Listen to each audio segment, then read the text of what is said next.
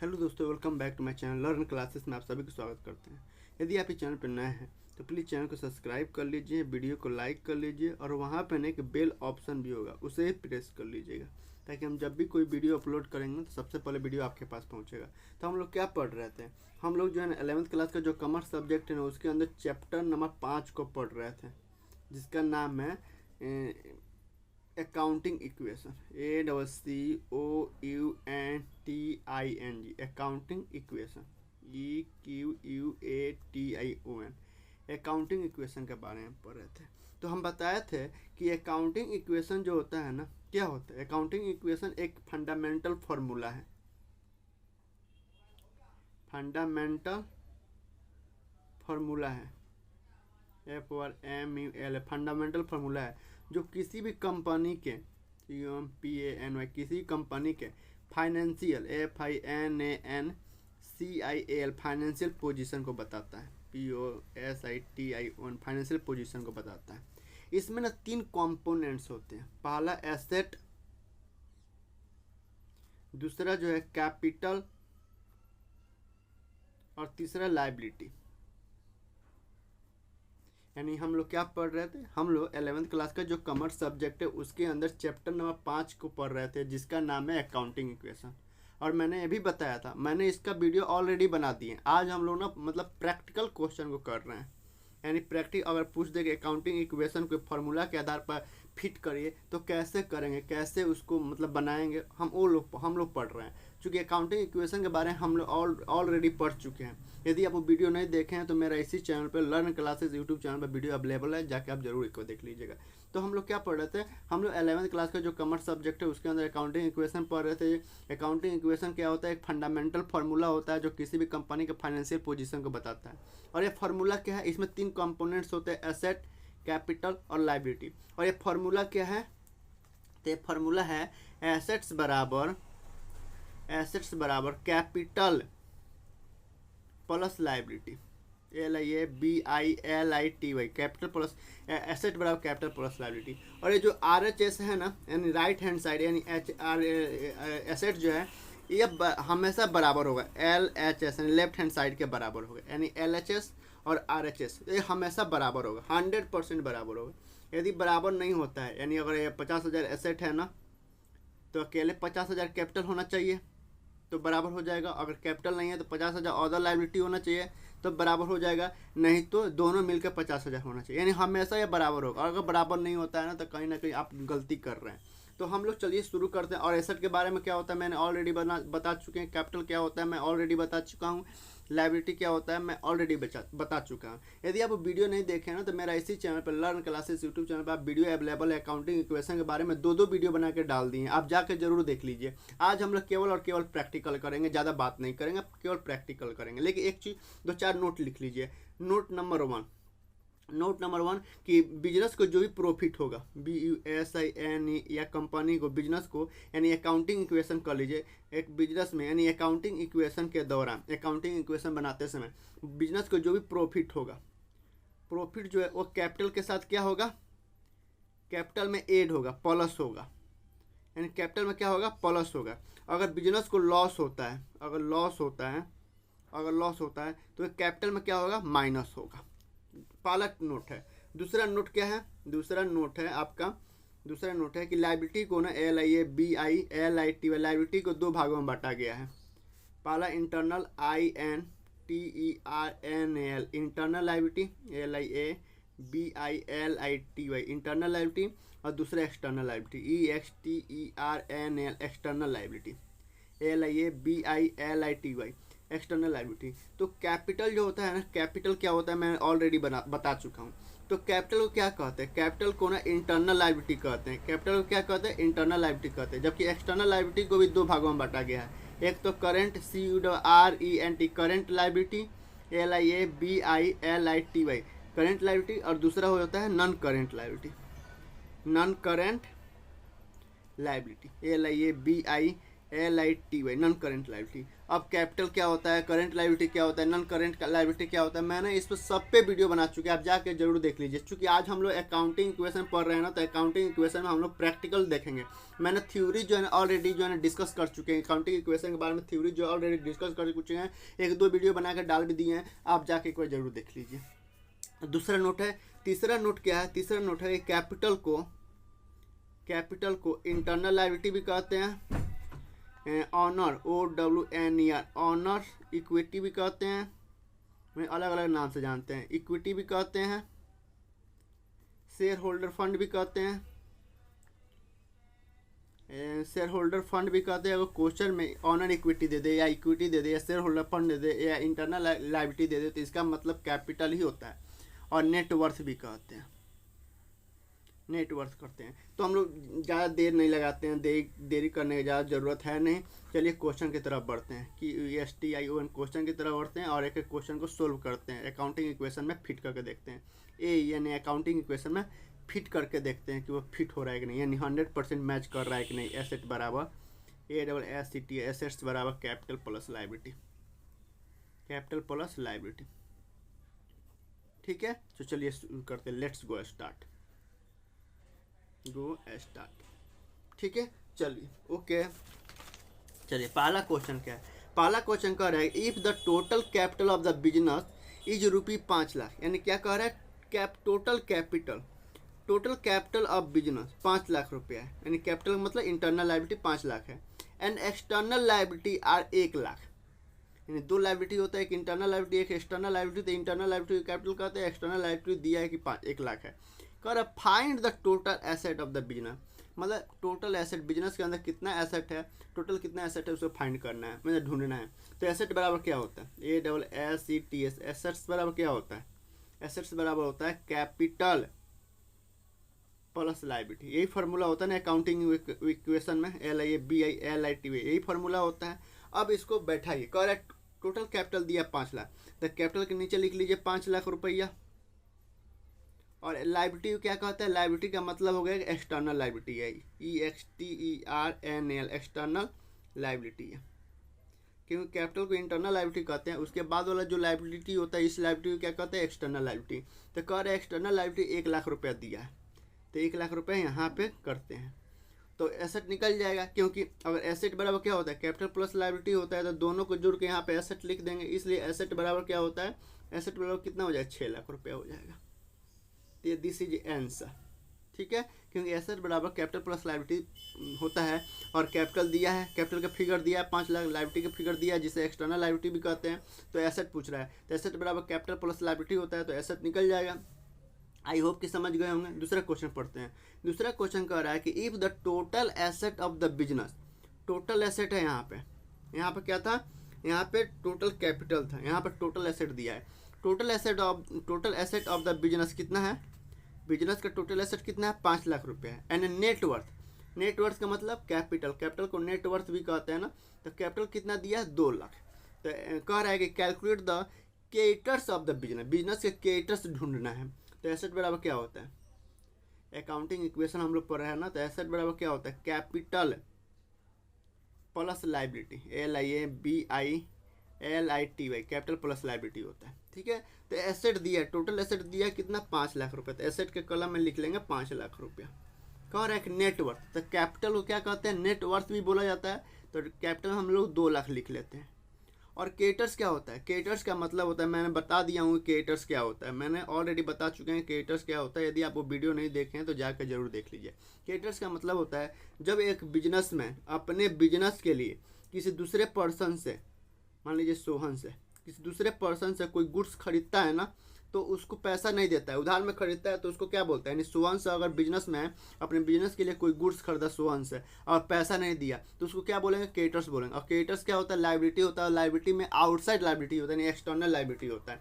तो क्रेडिटर्स कितना दिया है, क्रेडिटर फाइंड द क्रेडिटर। तो फाइंड द क्रेडिटर्स का मतलब क्या हो गया, क्रेडिटर्स जो होता है ना, CREDITORS, क्रेडिटर्स जो होते हैं वो आउटसाइड लायबिलिटी होता है। आउटसाइड दूसरा पर्सन होता है ना, बिजनेस का तो ऑनर नहीं होता है, बिजनेस दूसरा पर्सन होता है, उसको पैसा देना होता है। यानी जब हम जब कोई भी बिजनेसमैन किसी दूसरे पर्सन से उधार में माल खरीदता है, तो जिससे उधार में माल खरीदता है ना, उसको हम बुक्स के अकाउंट के टर्म में क्रेडिटर बोलते हैं। कब तक? जब तक हम पैसा नहीं देते हैं तब तक। तो क्रेडिटर्स क्या होता है? ये आउटसाइड लायबिलिटी हो गया। सोहन जो है ऑनर तो है नहीं, ये दूसरा पर्सन है, तो दूसरा पर्सन बिजनेस के लिए लायबिलिटी है, लेकिन कौन सा लायबिलिटी? आउटसाइड लायबिलिटी है। तो आउटसाइड लायबिलिटी ढूंढना है, यानी क्रेडिटर से ढूंढना है। तो हो जाएगा, ढूंढ लेंगे। तो 5 लाख है, लायबिलिटी बराबर क्या हो जाएगा? चूँकि ये प्लस है, ये प्लस है, इधर आएगा तो माइनस हो जाएगा। तो 5 लाख माइनस 2 लाख बराबर लायबिलिटी। LIABILIT लायबिलिटी मतलब लायबिलिटी मतलब क्रेडिटर्स, CREDITOR है। तो क्रेडिटर्स बराबर कितना हो गया? इन दोनों में से माइनस कर देंगे तो 3 लाख आ जाएगा, यानी क्रेडिटर्स बराबर कितना? तो 3 लाख रुपया। अब देखिए ना, एसेट बराबर कैपिटल प्लस लायबिलिटी होता है। 3 लाख यहाँ बैठाएंगे, 2 लाख यहाँ बैठाएंगे, तो दोनों जोड़ेंगे तो 5 लाख के बराबर हो जाएगा। आई होप कि आप समझ गए होंगे। तीसरा पढ़िए, कह रहा है if the total asset of the business के टोटल एसेट दिया है, बिजनेस 4 लाख रुपया, बिजनेस के टोटल एसेट कितना दिया? 4 लाख रुपया दिया है। तो चलिए, एसेट बराबर क्या होता है? ASSETS, एसेट्स बराबर क्या होता है? Capital plus liability. और ये लायबिलिटी कौन सा है? एक्सटर्नल लायबिलिटी है। और एक्सटर्नल लायबिलिटी कितने भागों में बटा गया? 2, करेंट लायबिलिटी, एक नॉन करेंट लायबिलिटी। तो कह रहा है कि total asset of the business कितना है? 4 लाख रुपया। तो एसेट के कॉलम में 4 लाख रुपया लिख लेते हैं। फिर यहाँ कह रहा है करेंट लायबिलिटी।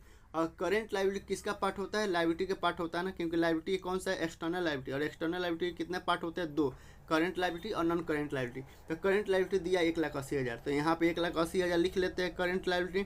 कह रहे नेटवर्थ, नेटवर्थ कह रहे फाइंड द नेटवर्थ। नेटवर्थ का मतलब क्या है? कैपिटल पता लगाना है, कैपिटल पता लगाना। नेटवर्थ, कैपिटल को नेटवर्थ भी बोलते हैं, तो नेटवर्थ पता लगाना है। तो 4 लाख इधर है, चूंकि बराबर की इधर प्लस है, इधर आएगा क्या होगा? माइनस होगा, तो माइनस 1,80,000 कर देंगे।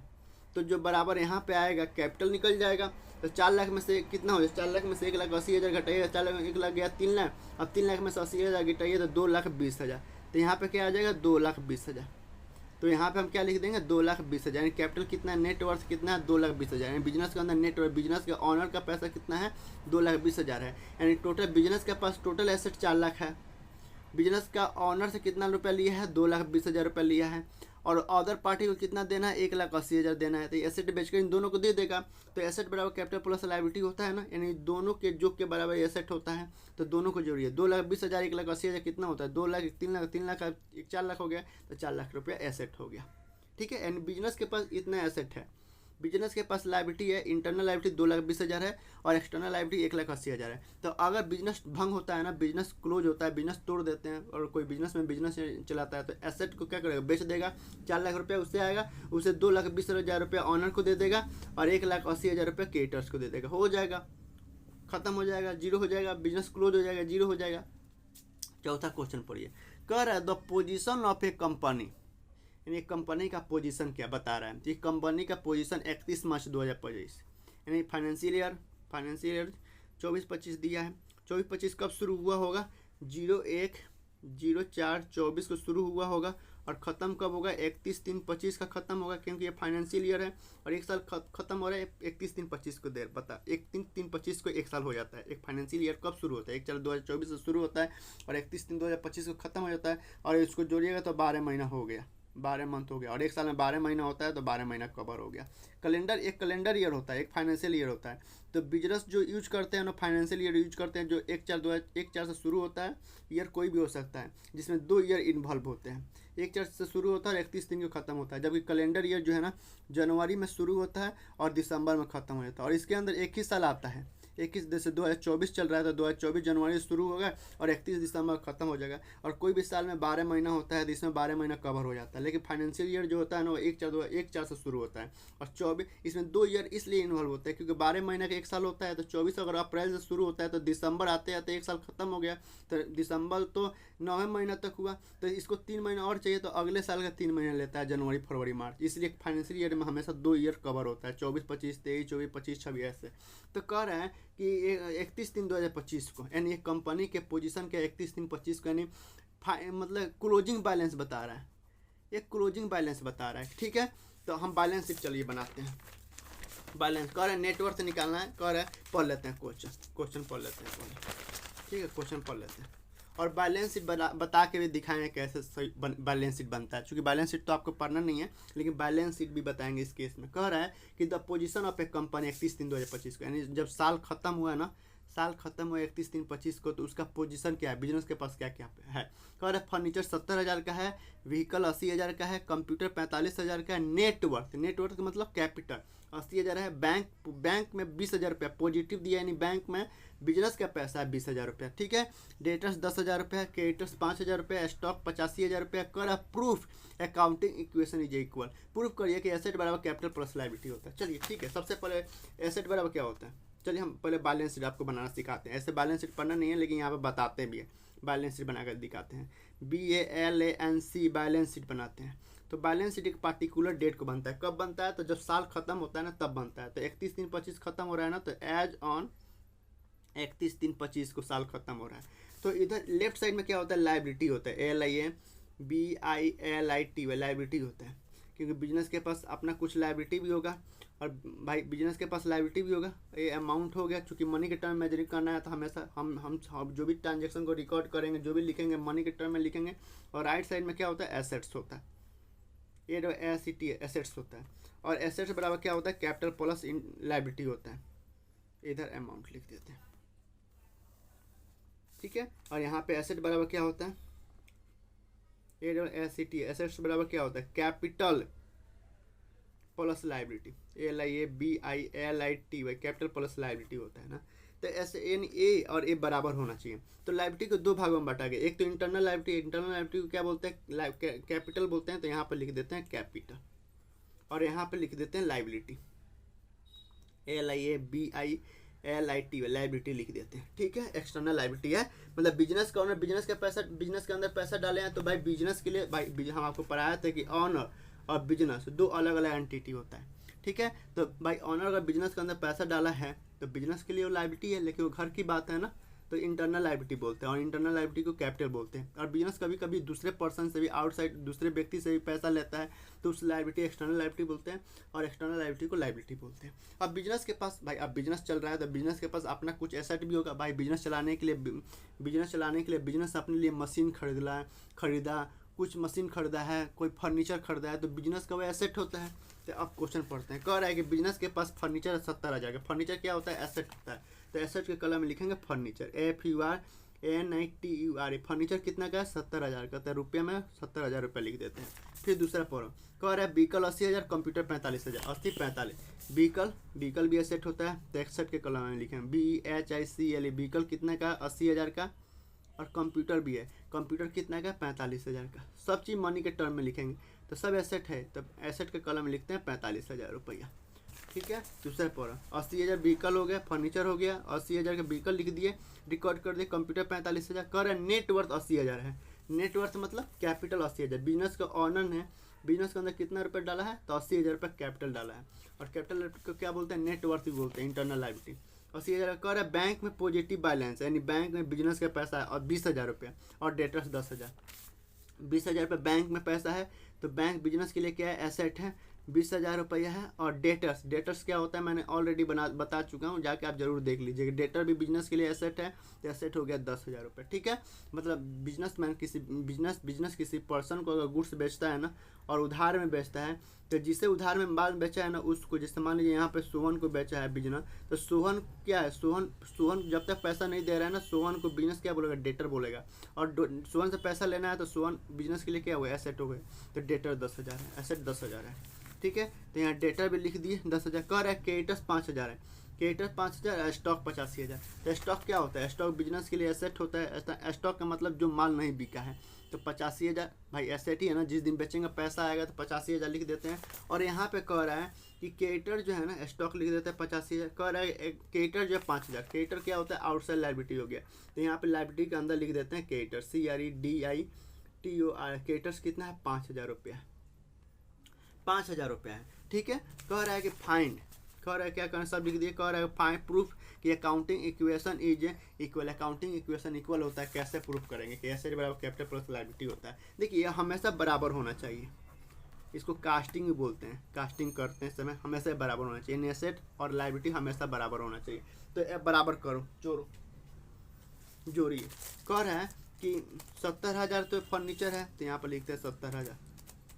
70,000 के बिजनेस के पास एसेट है, फर्नीचर है। 80,000 का व्हीकल पड़ा है, 80,000 प्लस 45,000 का कंप्यूटर है। 45,000 1 2 3 45,000 कंप्यूटर है। फिर कह रहा है कि 20,000 बैंक में पड़ा है, 20,000 बैंक में पड़ा है बिजनेस के, और 10 85 या 10 95,000 का और एसेट है। ठीक है, यानी 3,10,000 क्या है, 3,10,000 क्या है, एसेट है बिजनेस के पास। और 3,10,000 इधर भी होना चाहिए, यानी हमेशा बराबर होना चाहिए। एसेट बराबर कैपिटल प्लस लायबिलिटी हमेशा बराबर होना चाहिए। तो भाई एसेट कह रहा है कि 3,10,000 रुपये एसेट है बिजनेस के पास। टोटल एसेट कितना है, 10,000 रुपये का। कैपिटल बता रहा है कि कैपिटल के पास 80,000 रुपये, तो 80,000 कैपिटल के कलम में लिख देते हैं। तो इसका मतलब 5,000 ये है, तो जो डिफरेंस अमाउंट है, जो यहाँ पे जो डिफरेंस अमाउंट आएगा वो क्या होगा, आउटसाइड लायबिलिटी हो जाएगा, अदर लायबिलिटी हो जाएगा। Other liability LIABILITY other liability हो जाएगा। कितना अदर लायबिलिटी, और 85,000 इसमें से माइनस कर दीजिए, 85,000 तो कितना होगा, 2,25,000। यानी यहाँ पे जो 2,25,000 का डिफरेंस आ रहा है ना, क्योंकि ये बराबर होना चाहिए हमेशा, तो जो डिफरेंस आ रहा है ना, उस डिफरेंस क्या हो गया, अदर लायबिलिटी हो गया। तो अदर लायबिलिटी कितना है, OTH, अदर लायबिलिटी कितना है, यानी अदर लायबिलिटी 25,000 या 5,000 या 30,000, 25 2,30,000 ये है, 2,30,000 ये है। तो हो गया ना बराबर, एसेट बराबर कैपिटल प्लस लायबिलिटी होता है। तो टोटल एसेट बिजनेस के पास कितना है, 3,10,000 का है। कैपिटल कितना, 80,000 रुपये है। इसका मतलब अदर लायबिलिटी यानी एक्सटर्नल लायबिलिटी कितना है, 5,000 तो क्रेडिटर्स हो गया, अदर लायबिलिटी 2,25,000 हो गया। तो हो गया ना प्रूफ, एसेट बराबर कैपिटल प्लस लायबिलिटी। इसको जोड़ के देख लो, 2,30,000 1 2 3 2,30,000 प्लस 80,000 हो गया ना 3,10,000। 3,10,000 एसेट है, और ये दोनों मिलाकर 3,10,000 रुपये है। यानी जिस दिन बिजनेस क्लोज होगा, 3,10,000 का एसेट बेचेगा बिजनेस, और 80,000 रुपये बिजनेस के ऑनर को दे देगा, और 2,30,000 रुपये क्या करेगा, अदर पार्टी को दे देगा, यानी क्रेडिटर को दे देगा 5,000, और 2,25,000 दे देगा अदर पर्सन को, बिजनेस क्लोज करके चल जाएगा। ठीक है, आई होप कि समझ गए होंगे। चौथा क्वेश्चन भी हो गया। इसी तरह आप बैलेंस शीट भी सीख लिए। पांचवा क्वेश्चन देख लेते हैं। पांचवा क्वेश्चन कह रहे हैं, ये बहुत ही बढ़िया है। कह रहे हैं कि Modi started business with cash 5 lakh, यानी मोदी साहब ने बिजनेस शुरू किया 5 लाख रुपये से। उसके बाद कह रहा है दूसरा क्वेश्चन, गुड्स परचेज किए 1,50,000 गुड्स परचेज किए, गुड्स सोल्ड किए कितना का, योगी महाराज को 4,000 में बेच दिए, 5,000 का उसका गुड्स था, 4,000 में बेच दिए। कह रहा है प्रिपेयर अकाउंटिंग इक्वेशन बनाइए। तो यहाँ पे अकाउंटिंग इक्वेशन बनाना है ना, अकाउंटिंग इक्वेशन बनाना है। और अकाउंटिंग इक्वेशन क्या होता है, एसेट्स बराबर क्या होता है, कैपिटल प्लस लायबिलिटी होता है। अब इसको ना हम लोग फॉर्मेट के तरीके से बनाएंगे, फॉर्मेट के हिसाब से बनाएंगे, जो एग्जाम में जो बनाना है उस बेस पे बनाएंगे। यानी एग्जाम में कैसे बनाना है, और अकाउंटिंग इक्वेशन का है कि एग्जाम में बनाइए, और इस तरह क्वेश्चन दे दे, 3-3 क्वेश्चन दे दे, एक क्वेश्चन के अंदर 3-3, यानी एक क्वेश्चन में 3-3 ऐसे हेडिंग लिख के दे दे, 1 2 3 न्यूमेरिकल दे दे। तो उसको अकाउंटिंग इक्वेशन कैसे बनाएंगे, फॉर्मेट के तरीके से। अब हम लोग फॉर्मेट के तरीके से बनाएंगे। सुनिए, मोदी जी के बिजनेस शुरू किया ना, तो हम जब भी जाएंगे ना, तो हम मोदी साहब के यहाँ, मोदी के बिजनेस के अंदर क्या है, अकाउंटेंट है। हम मोदी साहब के बिजनेस क्या करेंगे, अकाउंटेंट के काम करने जा रहे हैं मोदी साहब के यहाँ। मतलब मान लीजिए आप है या हम, मान लीजिए चूँकि हम कर रहे हैं तो ये हम है, और हम कौन है, इस मोदी साहब के बिजनेस में अकाउंटेंट है। और मोदी के बिजनेस के एंगल सोचेंगे, क्योंकि बिजनेस ऑनर और बिजनेस दो अलग अलग एंटिटी है। तो हम मोदी साहब के बिजनेस के पास गए और मोदी साहब के बिजनेस के एंगल से सोचेंगे। ठीक है, मोदी साहब के अकाउंटिंग नहीं करेंगे, हम मोदी साहब के बिजनेस के अकाउंटिंग कर रहे हैं। तो चलिए शुरू करते हैं। ठीक है, सबसे पहले फॉर्मेट बनाइए। फॉर्मेट में क्या होता है ना, इधर लिखते हैं सीरियल नंबर, जैसे हम कर रहे हैं वैसे करना है। इधर लिखते हैं सीरियल नंबर, फिर यहाँ पे लिखते हैं पार्टिकुलर्स लिखते हैं।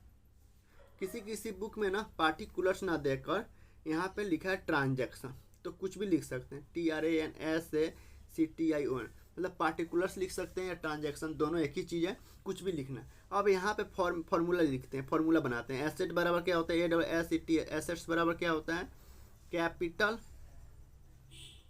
प्लस लायबिलिटी होता है ना। तो यहाँ पे लिख लेते हैं LIBILITY, कैपिटल प्लस लायबिलिटी। ठीक है, और इसको हम यहाँ पे घेरे लगा देते हैं।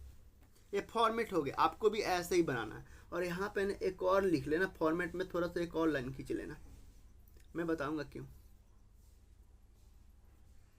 ठीक है, और चूंकि आप जब भी करिए ना तो अपने आप को अकाउंटेंट समझिए कि हम मोदी साहब के बिजनेस शुरू हो रहा है, मोदी साहब के बिजनेस में है ना, तो मोदी साहब के बिजनेस में हम अकाउंटेंट हैं। तो हम जो भी काम करेंगे मोदी साहब अपने बिजनेस के अंदर जो जो कर रहे हैं हम उनके बिजनेस के अंदर करेंगे। ठीक है, तो पहला क्वेश्चन क्या है, कह रहा है कि मोदी स्टार्टेड बिजनेस विथ क्या, यानी मोदी जी बिजनेस शुरू किए और उस बिजनेस में 5 लाख रुपए लिए, यानी पर्टिकुलर्स में क्या लिखेंगे, स्टार्ट बिजनेस।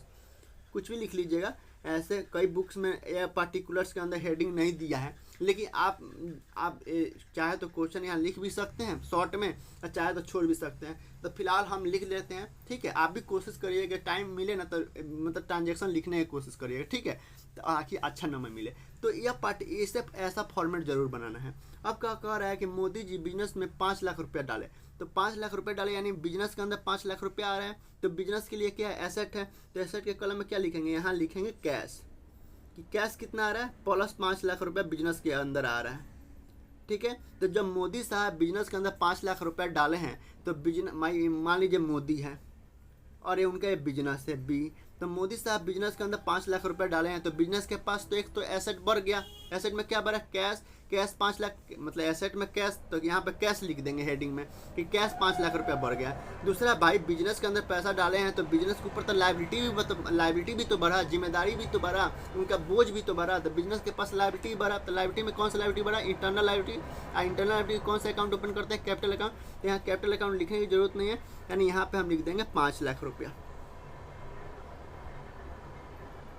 कहा जाए 10,000, 5 लाख रुपया, यानी 5 लाख लाइबिलिटी भी भरा और 5 लाख एसेट भी भरा, और अदर लाइबिलिटी क्या है, जीरो, यानी कुछ भी नहीं है। तो पहला ट्रांजैक्शन यहाँ रिकॉर्ड कर लिए, एसेट बराबर कैपिटल प्लस लाइबिलिटी के फॉर्मेट में लिख लिए ना। तो आपको भी ऐसे लिखना है, यानी एसेट में 5 लाख रुपया कैश में बढ़ा और लाइबिलिटी में 5 लाख, कैपिटल बढ़ा 5 लाख रुपया, लाइबिलिटी भी बढ़ा।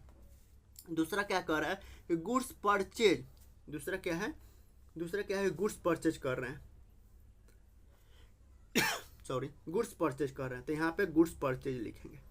कह रहे हैं गुड्स परचेज फॉर कैश, यानी कैश में गुड्स परचेज किए, तो गुड्स अभी परचेज करके क्या कर रहे हैं, एक मोदी साहब गुड्स परचेज किए बिजनेस के लिए और बिजनेस में अभी रखा हुआ है, बेचे नहीं है, तो ये स्टॉक बन गया। स्टॉक क्या होता है, एसेट होता है, तो एसेट के नीचे यहाँ पे लिखना है स्टॉक, यहाँ पे क्या लिखना है, स्टॉक लिखना। और चूंकि दूसरे का है ना तो दूसरे में लिखना, दूसरे ट्रांजेक्शन में क्या लिखोगे, यहाँ पे स्टॉक आ रहा है ना 1,50,000, क्या आ रहा है, स्टॉक आ रहा है ना, तो 1,50,000 यहाँ पे प्लस करना, 1,50,000 क्या, स्टॉक। ठीक है, लेकिन भाई कैश में खरीदे हैं तो भाई स्टॉक आया तो पैसा भी तो गया, भाई गुड्स परचेज किए तो स्टॉक बढ़ गया 1,50,000 से, तो भाई पैसा भी तो दिए हैं, कैश में खरीदे हैं तो पैसा भी तो दिए हैं, यानी कैश खत्म हो गया 1,50,000 माइनस 1,50,000 कैश में कर देंगे।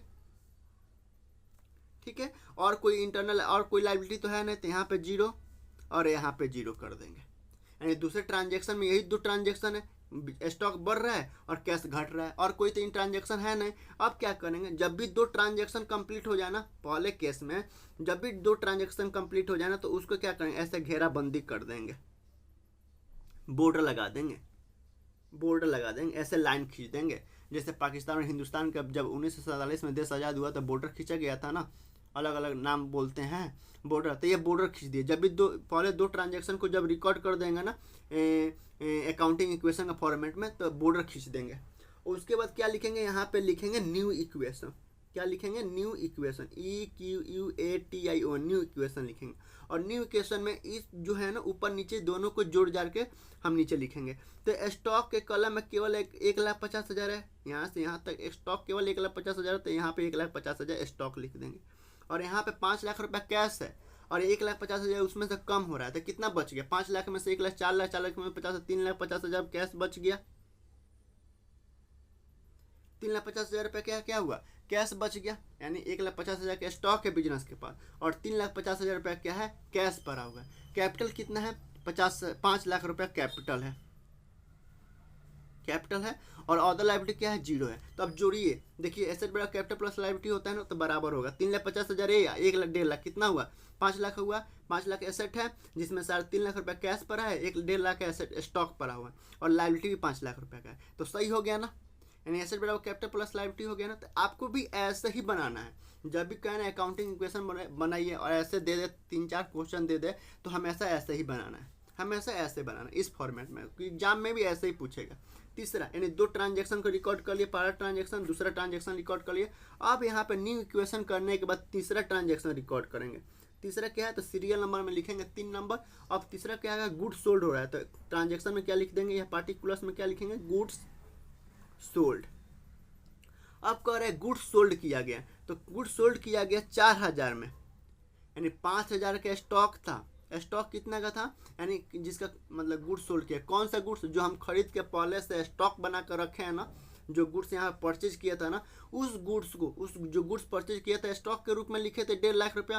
अब उस गुड्स में से जिसका कॉस्टिंग यानी कीमत 5,00,000 रुपये में खरीदे थे, उसको 4000 में बेच रहे हैं, योगी जी से बेच रहे हैं। यानी यहाँ पे नाम दिया है ना, कैश में नहीं बेचे हैं, उधार बेचे हैं, योगी जी का नाम दिया, इसका मतलब उधार में बेचे हैं। तो उधार में बेचे हैं तो योगी जी से पैसा लेंगे, तो योगी जी कौन हो गए, हमारे लिए एसेट हो गए। एसेट में उसको क्या कहेंगे, योगी जी को डेटर्स कहेंगे ना, तो यहाँ लिख देंगे एसेट के कलम ऊपर हेडिंग में, हेडिंग से ऊपर लिखना डेटर, और डेटर्स में यहाँ क्या लिखोगे, तीसरा ट्रांजेक्शन के नीचे क्या लिखोगे, यहाँ पे लिखोगे 4000 रुपया, कि 4000 रुपया डेटर से रुपया लेना है, ठीक है। और स्टॉक क्या है, स्टॉक 5000 का है, वो हमारे यहाँ से जा रहा है क्योंकि हम बेच रहे हैं, तो बेच रहे हैं तो हमारा स्टॉक कितना का था, 1,50,000, उसमें से क्या करेंगे 5000 माइनस कर देंगे, क्योंकि हमारे पास 1,50,000 का स्टॉक पड़ा हुआ था, और उसमें से ना एक स्टॉक 5000 रुपये का था, उसको बेच रहे हैं कितने में, 4000 में, लेकिन पैसा आया नहीं तो हम पैसा लेंगे डेटर से, तो डेटर से मेरे के लिए क्या हो गया, एसेट हो गया ना, तो एसेट बढ़ गया 4000 से, और दूसरा एसेट कम हो गया 5000 से, तो कितना नुकसान हुआ, यानी 5000 का चीज़, यानी माइनस 5000 की चीज़ हमने कितना बेच दिए, 4000 में बेचा, और उधार में बेचा ना, इसको हम डेटर से बोलते हैं। तो मतलब 4000 रुपये तो हमारा एसेट बढ़ गया, यानी 5000 की चीज़ 4000 में बेच दिया, तो 1000 का नुकसान हो गया। तो नुकसान कौन झेलेगा, हम बताए थे कि बिजनेस का प्रॉफिट होगा तो कैपिटल में ऐड करेंगे, नुकसान होगा तो कैपिटल में माइनस करेंगे। तो कैपिटल में हम क्या करेंगे, यहाँ पर लिखेंगे लॉस, लॉस लिखेंगे, लॉस के यहाँ पर तीसरा ट्रांजेक्शन के नीचे यहाँ पर लिख देंगे कि माइनस 1000 का लॉस हुआ है। तो बिजनेस का ऑनर से लेंगे, भाई प्रॉफिट होता है तो बिजनेस को हम देते हैं तो प्लस कर देते हैं, तो लॉस होगा तो बिजनेस का ऑनर से लेंगे तो हम माइनस कर देंगे 1000 रुपया, ठीक है। यहाँ ब्रैकेट देने की जरूरत नहीं है, यहाँ पर अदर लायबिलिटी कुछ है नहीं तो 0 कर देंगे। अब चूंकि तीन यहाँ पर ट्रांजेक्शन है, तीन ही ट्रांजेक्शन, अदर कोई ट्रांजेक्शन है नहीं, अगर अदर कोई ट्रांजेक्शन होता ना तो फिर यहाँ पे इसको घेराबंदी करते हैं, यहाँ पे ऐसे घेरा लगाते हैं, बॉर्डर लगाते हैं, फिर यहाँ पे लिखते हैं न्यू इक्वेशन।